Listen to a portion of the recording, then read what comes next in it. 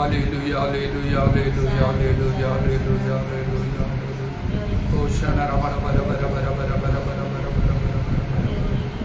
Udaramani, Khala, Ramani, Daramanda, Ramani, Daramanda, Ramana, तुम्हें महान महान महान महान महान महान महान महान महान महान महान महान महान तुम्हें महान व सर्वशक्तिमान परमेश्वर उत्तरमणि खारवंदल तुम्हें जय से तुम्हारा परिवर्तन नहीं तुम्हें कालिया जीव चिरकाल समान रहो प्रभु जी सुन नाम रे दया करो दया करो दया करो दया करो दया करो hallelujah hallelujah hallelujah hallelujah hallelujah समंद्र समस्त बाबू दोष को बड़ कर क्षमा करो बोल कर वांछना करो इदरमणि खारवत्रमणि पूरा वर्षवरा खारवंदल रवा हालेलुया हालेलुया हालेलुया धन्य जीसु धन्य जीसु धन्य जीसु धन्य जीसु धन्य प्रभु धन्य प्रभु धन्य प्रभु धन्य प्रभु धन्य प्रभु धन्य प्रभु धन्य धन्य धन्य तुम्हारा पूज्य नाम और धन्यवाद ग्लोरी उदरवनी कारव शबरी कुलवक्रमण करवंदल रब्बा हालेलुया हालेलुया हालेलुया हालेलुया धन्य जीसु धन्य जीसु धन्य जीसु धन्य जीसु तुम्हारा पवित्र नाम और धन्यवाद धन्यवाद धन्यवाद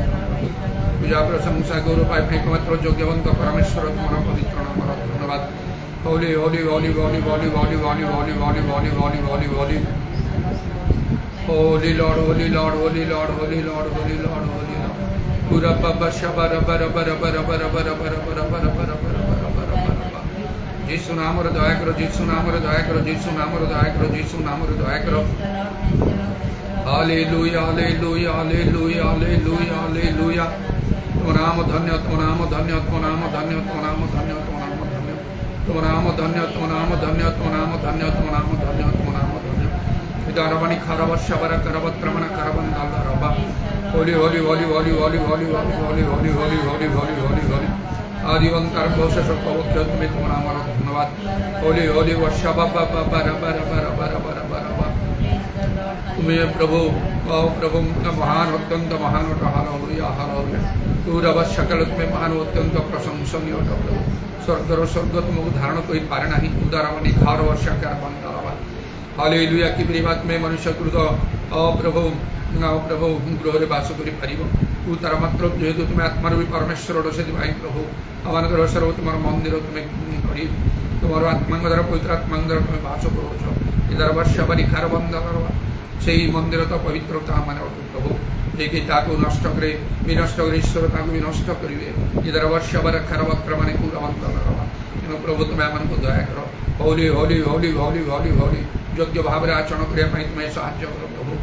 तुम गृह में सावधान आचरण रखापी तुम्हें अनुग्रह कर विशेष भाव में ये द्वारा मानी खार बंद करवा कारण प्रभु तुम गृह मैंने मंगल प्राप्त हो पार कि मंगल प्राप्त हो पार आशीर्वाद प्राप्त हो नचेत अभिशाप मैंने प्राप्त हो द्वारा मानी खार वक्र मैंने खार बंद करवा कारण तुम्हें ग्रास कर अग्नि स्वरूप कर्मानुसार तुम्हें प्रत्येक प्रति फल दे था प्रभु ये द्वारा शबरी पूरा वक्र मैंने खार बंद करवा जो मैंने आज्ञा पालन करते से आशीर्वाद प्राप्त हे जो मैंने आज्ञा पालन करते ना से अभिशाप प्राप्त हे इधर मानी खार वक्र मैंने खार बंद करवा आओ प्रभु जीवन पथ मृत्युर पथ मध्य तुम्हें आम सम्मुख रखिछ हालेलुया हालेलुया हालेलुया जीसु नाम दया कर प्रभु विशेष सुजोग तुम्हें आम देच दिन मानक औरब्बा शाखाला रवानी खारवा तुम आगमन पूर्वर प्रभु तुम से विचार सिंहासन सम्मुख क्या भी अपना अपना हिसाब देवा पूर्वर एवं महानुग्रह समय परित्राणर दिन किंतु गोटे समय आसपरी समय नहीं खोजले पारे ना जीशु नाम दया कर जीशु नाम दया कर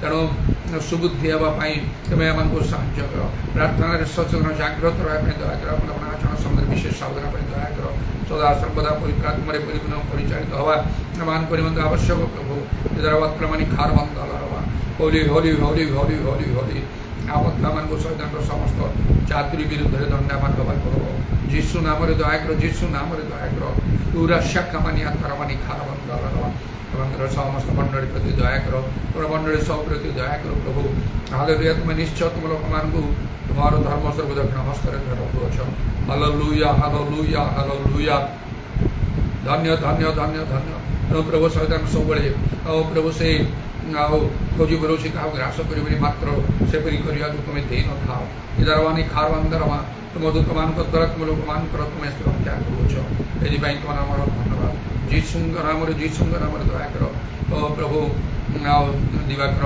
जुड़ार परिवार तुम्हें अनुग्रह करे से जो विशेष प्रार्थना रे आज अच्छा सीधा विशेष भाव दया करो प्रभु पूरा वर्षा काल से साहाଯ୍य करो शक्ति दियो आउ से प्रार्थना विनती में तुम दृष्टि ग्राह्य हो हालेलुया हालेलुया जब से चिंता भार बोझर संपूर्ण मुक्त हे शत्रु सहित कार्य रोग व्याधि मुक्त हे तुम प्रशंसा धन्यवाद करेंगे आउ तुम निकट के तुम्हें साहाଯ୍य कर इधर वर्षा मानी खाल रवानी कार वक्र माना कारबन दल रवा एवं विशेष विशेष प्रार्थनार साहाଯ୍य रहा प्रत्येक अंग प्रति अनुग्रह कर तुम महिमा निमंते तुम गौरव निमंते प्रभु से परित्राण निमंते मंगलोपकार निमंते समाज प्रति तुम्हें दया करो कार्य करो साहाଯ୍य करो से हालेलुया शबारी खावानी आतर पानी खारबान दल रवा धन्य धन्य तुम नाम धन्य तुम नाम धन्य আমার মধ্যে এই সুযোগ দিয়েছ যেমনি প্রভু আত্মাঙ্গ্র সবাই ভাইতা যথার্থ লাভ করে আমার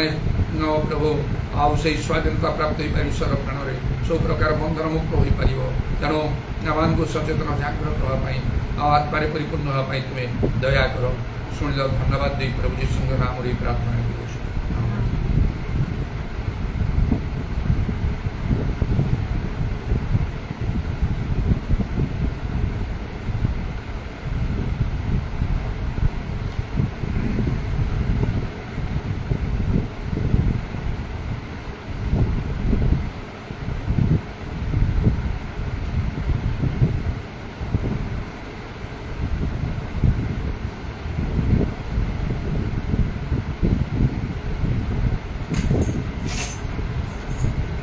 जिसने मुझे चंगा किया है ओ जिसने मुझे चंगा किया है जिसने मुझे चंगा किया है ओ जिसने मुझे चंगा किया है इसलिए गाओ सबको बताओ मुक्ति दाता है इसलिए गाओ सबको बताओ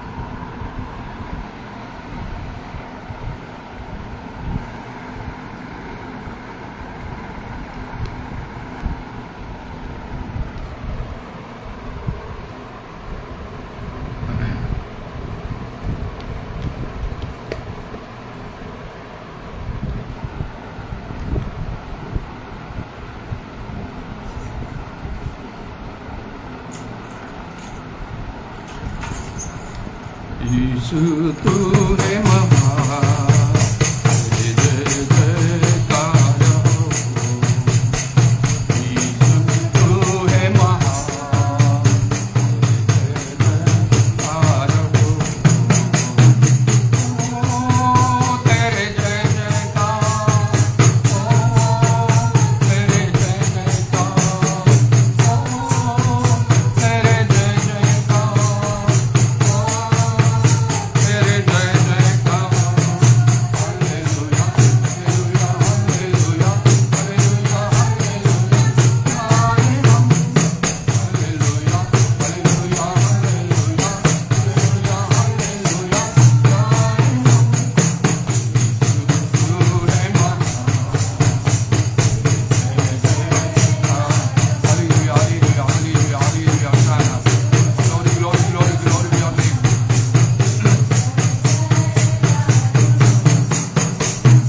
तूने रचाया सारे पृथ्वी, ये कितनी सुंदर है। अंधी तेरा गाते, गाता है मेरा मन। तूने रचाया सारे पृथ्वी, ये कितनी सुंदर है। अंधी तेरा गाते, गाता है मेरा मन। जीवनहारा पावन तेरे जय जय। जीवनहारा पालनहार तेरे जय।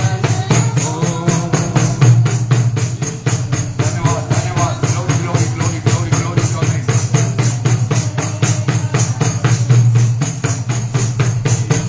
तू है महान, धन्य यीशु धन्य यीशु धन्य यीशु। यीशु ये साजत करता मेरा, देता जीवन कर। तू ना मैं धन्य जाऊं, ओ यहोवा हीरे। यीशु ये साजत करता मेरा, देता जीवन कर। तू ना मैं धन्य जाऊं, ओ यहोवा हीरे।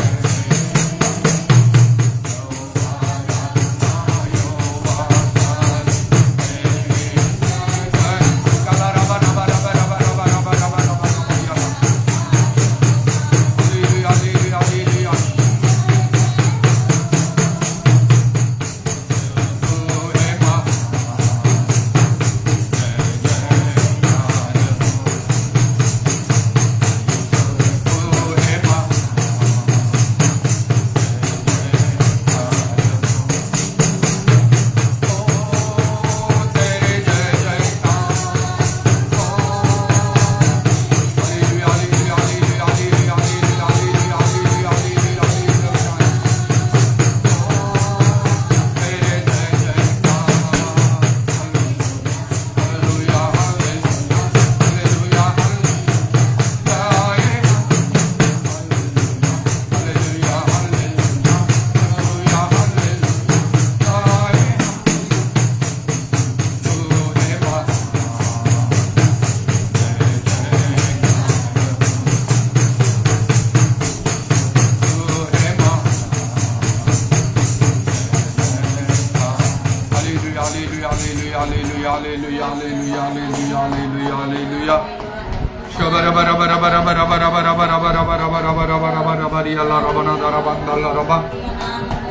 Holy, holy, holy, holy, holy, holy, holy, holy, holy, holy, holy, holy, holy, holy, holy, holy, holy, holy.